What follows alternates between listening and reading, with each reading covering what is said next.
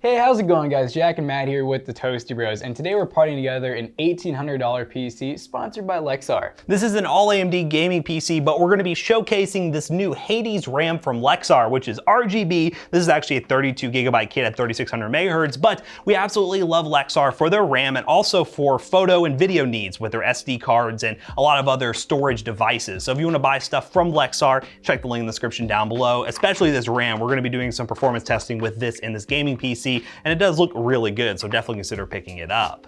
So the first main component in this build is going to be the Ryzen 7 5800X 8-core 16-thread processor. Matt and I actually rock these in our personal PCs because these things are great for streaming, editing, gaming, pretty much anything you name it, they will definitely be able to do it. Now for the cooler from ID Cooling, this is the IceFlow 240 and it is the snow edition because you'll see in a minute why we decided to go with the white cooler because we got a white case, but it's just a 240mm AIO, no maintenance required. They last for years. They're supposed to not ever leak and I've never had one personally leak, so I trust them. And RGB. And our RGB gamers. Now for the motherboard, we have the Gigabyte B550M DS3H. We like the DS3H series because it's basically Gigabyte's budget series, and we've never had a single issue with them. It's also an M because it does need to fit inside of this case, which requires micro ATX or mini ITX. And of course the sponsor. Today's sponsor, yeah. Lexar Hades, 32 gigs. It is 2 sticks, so running in dual channel, nice RGB up top. It's actually a new design that I haven't seen before. RGB RAM sometimes go burr, but this stuff goes brr. But yeah, it's 32 gigs, 3600 megahertz. It's been a while since we've gotten to use a high speed like this because it's gotten pretty expensive, but hopefully Lexar keeps their prices low. Now for storage, we have this Mushkin Helix 500 gig NVMe SSD. We like the Mushkin NVMe because they're pretty cheap. I think you can get them for sometimes $50, which is about as cheap as you can get 500 gigs these days in NVMe form. Lexar also makes M.2s, we just don't have one at the time, so we recommend checking theirs out. Now for the graphics card, we have the good old RX 6700 XT from AMD. Now this is a really good value card right now because, well, it is definitely overpriced on the used market, but when you can pick them up, they are a little bit better than some of the newer cards on the market because there's just more availability of these cards. So picking this thing up at around $800 or $700-800 is a good value for money option, especially if you're just gaming and want awesome gaming performance. Now for the power supply, we have a good old Aries Game, I believe 750 watt modular, semi-modular? Yeah, semi-modular. It's not subjective? Full, it's not subjective, it's actually objective. But it is a semi-modular power supply, 750 watts, 80 plus bronze. We use these power supplies a lot. We've had no issues with them in all our PC builds. They're really reliable. And of course, if you want to pick up another power supply, you can, because I know there's gonna be people down below saying, don't use these power supplies, blah, blah, blah. But we really like these power supplies, they're good.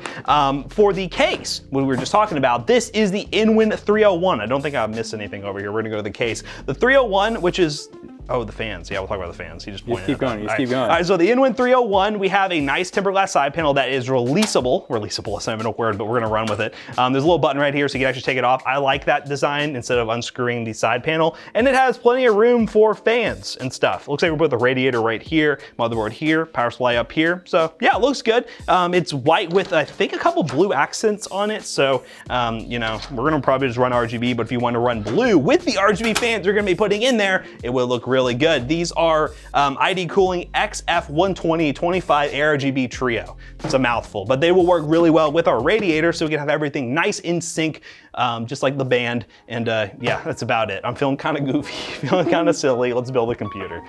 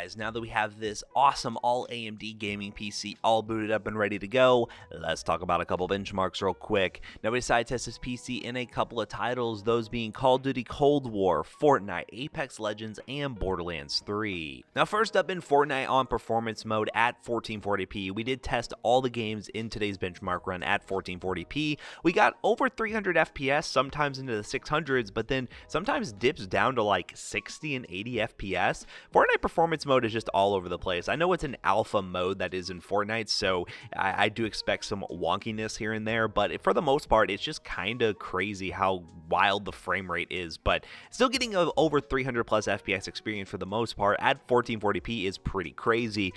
Most of you aren't going to play Fortnite at 1440p. If you're really playing it competitively, you're probably getting a 1080p 240Hz monitor, and in that situation, that Ryzen 7 5800X can easily get over 240 FPS at 1080p if you are going that route. But because we're really trying to see how powerful the 6700 XT really is, we tested at 1440p and got, for the most part, pretty good numbers, and this would translate over really well to all other esports titles like Apex Legends, which we did test at max settings, and we got mainly 144 FPS, which is the built-in frame rate limit, but we did dip a little bit below to like 130 here and there. Apex Legends is a slightly more GPU dependent game in terms of the esports category, and on max settings, getting over 130 FPS at 1440p is really, really good.